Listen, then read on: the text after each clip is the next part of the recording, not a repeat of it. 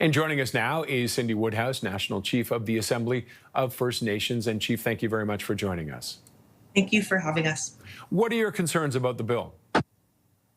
Look, I just think that, well, we continue to be very disappointed that First Nations rights holders, and I think Canadians as a whole, have been shut out of the Bill C-5's legislative process. And I don't think that that's the Canadian way.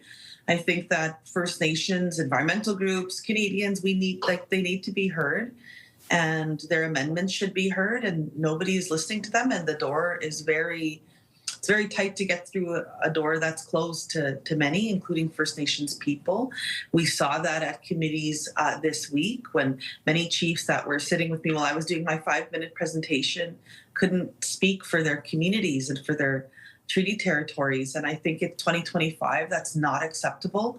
And, to keep First Nations rights holders out of these discussions, that shouldn't be the Canadian way to do things. I thought we were, progressing further than that. And certainly I know First Nations and Canadians have tried to come a long way in the past decade. And, I just feel like sometimes when these bills like this are rushed, that are so important, and we're not listening to each other, that creates a divide once again. And so just like, this federal bill represents, we're pleased that some amendments have been made last night the other night until midnight we were working. However, we are still concerned that free prior informed consent is still admitted from this bill, and that the federal government has said that free prior and informed consent is at the heart of this bill. So the truth is, Bill C-5 does not include any language or reference to free prior and informed consent. Next week, we will be talking to senators about the bill and how they can make sure that free prior and informed consent is included in the final version. And, the honor of the crown does rest now with the senators, Canadian senators. So I hope they will do the right thing.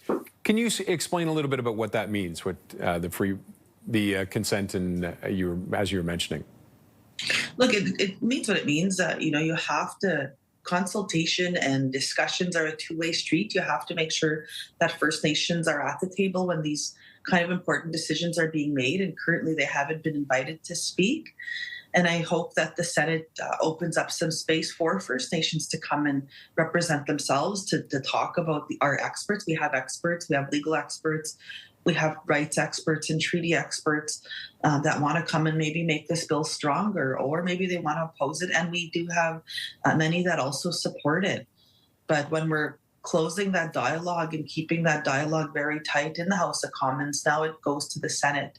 I'm hoping that the Senate opens up space for First Nations to come and speak about this bill next week. And if they have to, throughout the summer. Okay, Chief, thank you very much for joining us and sharing your thoughts. We appreciate it. Thank you.